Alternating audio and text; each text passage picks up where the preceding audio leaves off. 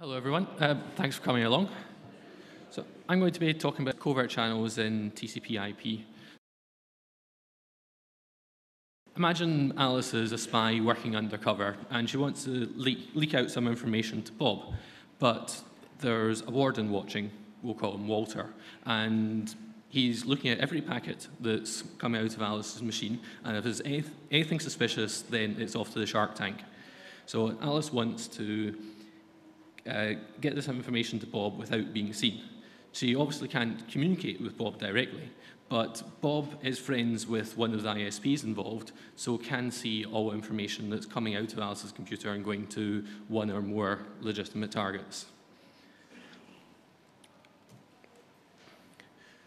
To be more specific about the threat model, Walter can only see the traffic, but can't change this. And by communicating in violation of security policy, this is a covert channel. The way that Alice can do this is embed her message into the data that's transmitted to Bob, and this is called steganography. That comes from the Greek term of hidden writing, and there's been plenty of techniques for doing this. For example, you can write in paper with ink made out of lemon juice, and then when you warm it up, that will cause something to display. You can write in tablets and then cover them with wax, and these have been done throughout history, but I'm going to be looking at internet communications. So the first requirement of steganography is that the cover text is received intact. Obviously, if Alice breaks all internet communication, then she'll be spotted. But a further requirement is indistinguishability. This is where even if she's being watched and the warden knows all information about her operating system, all information about her current habits, then it should not be possible to differentiate that between any, normal behavior. And after the communication is taking place, she would like to communicate as much as possible, and that's called maximizing bandwidth. For those of you who don't know about TCP/IP, I'll give a very brief summary. The lowest level is Ethernet, and all that deals with is getting packets of information between one computer and another computer on the local network. Inside an Ethernet frame, you'll have an IP packet, and that deals with getting packets of information from one computer to another computer across the internet. What it doesn't do is give any guarantees that it's going to get there, and it also doesn't guarantee that it will be received correctly or in the same order. So that's where TCP comes in. This makes sure that packets are received in streams in order and they're not corrupted. And then on top of that, you can run protocols like HTTP, and this is an example of a web browsing request. So I'm going to be looking at TCP/IP. Firstly, I'll eliminate Ethernet. Ethernet frames only get between one computer and another computer on the local network.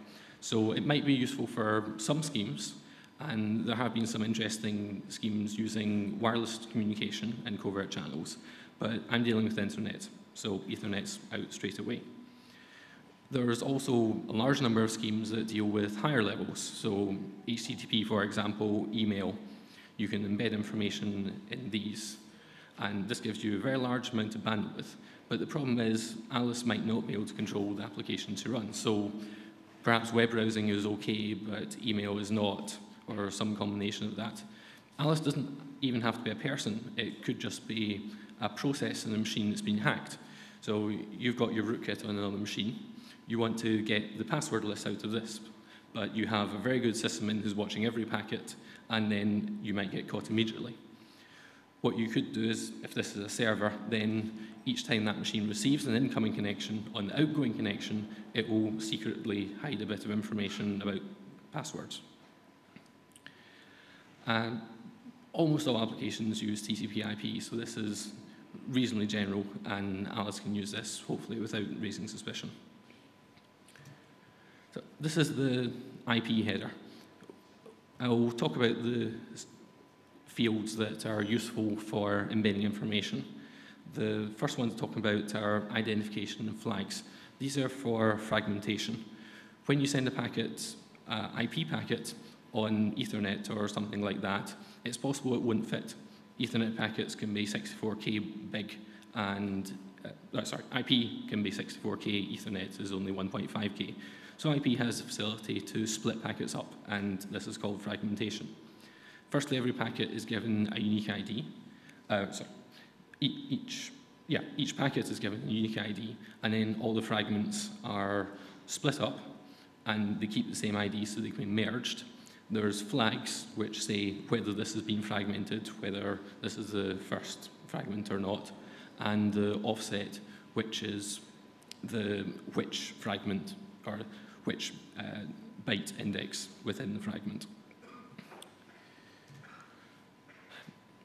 One way of encoding information is the size of fragments. There's no rule that says you have to fill an Ethernet frame. You could do something smaller. You could send a 1 could be lots of small packets, a 0 could be one big packet.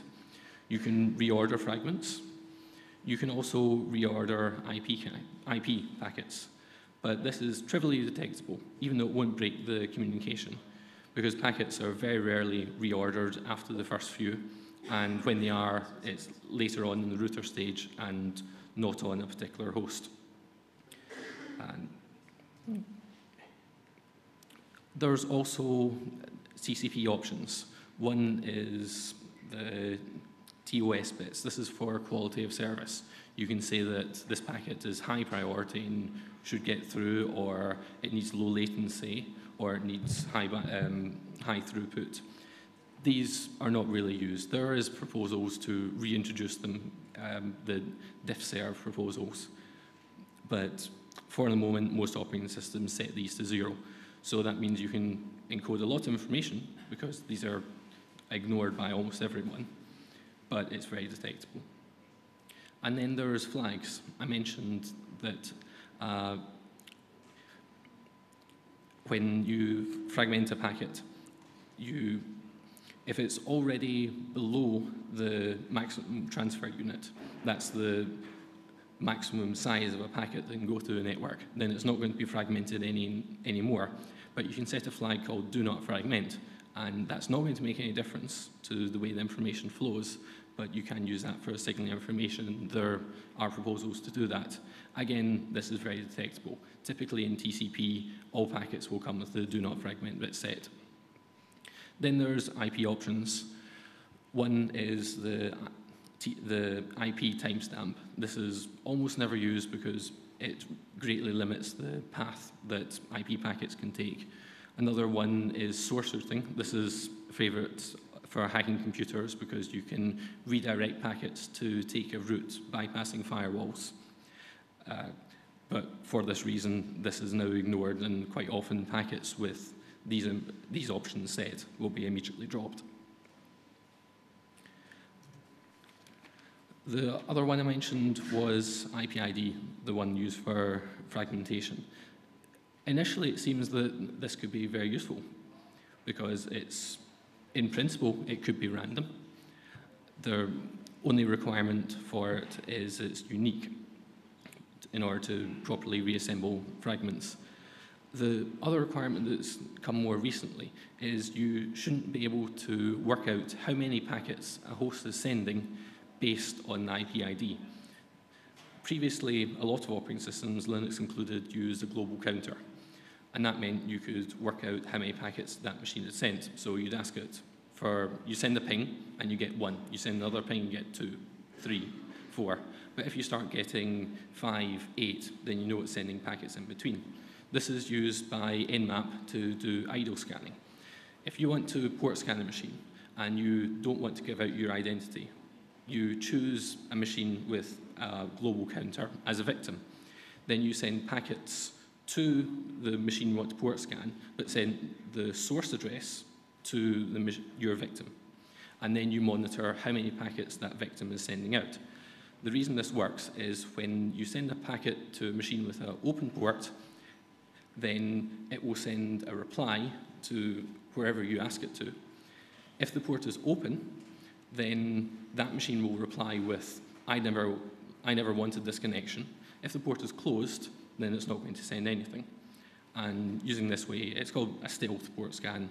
You can port scan a machine without ever directly giving away your IP address. Like I said, the only requirement of these is that it's unique, so you could quite easily put in arbitrary data in here, but this would be trivially detectable. If you look at the IP IDs coming from Linux, it is a per destination host counter, and this complies with the uniqueness requirements, and it also complies with bypassing idle scanning. You could set the initial value of the counter and use that for many information. That probably won't work, or you wouldn't be able to get very much information out of it, because the reason it's not going to work is it depends on TCP, which we'll come to later, and the reason you wouldn't be able to get much information out is that information on the counter is stored for quite a long time. So instead of going to look at TCP, the first one I'm going to look at is the options. There are many options. The most useful one for steganography is the TCP timestamp. This is not the same as IP timestamp, and it's embedded in every packet you send out is somehow your perception of the time. Then when a reply is sent to that packet, you get what you sent out in the first place, and this allows you to estimate the round trip time. There are also the flags. These have the same problem as IP flags. They're generally very predictable. There's the urgent pointer, which is, in principle, has a lot of capacity. If the urgent flag is not set, then you can put anything you like in the urgent pointer, but Linux does not do this, so you immediately spot that. So I'll go back to TCP timestamp. This is mostly predictable. You can estimate the clock of another machine. But the least significant bit, at least in the slow network, is more or less random, or at least you'd hope. This means you can send out information in this least significant bit. There is a scheme which does this called devcc. It's been implemented for the Linux kernel, and for low bandwidth connections, it's probably hard to detect, although not impossible. The difficulty comes in high bandwidth connections. If you can send many packets, or normally send many packets, in one tick of the clock, then if you want to send, say, a 0, and the timestamp coming up ends in a 1, then you have to stop sending, and vice versa for 1s. This means you have to slow down your internet connection. On average, you can only send 2 packets per clock tick. Slow connections, that's fine, but on fast connections, this will be detected.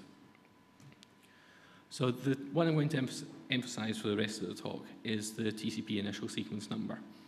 When you first make a TCP connection, both sides pick a number.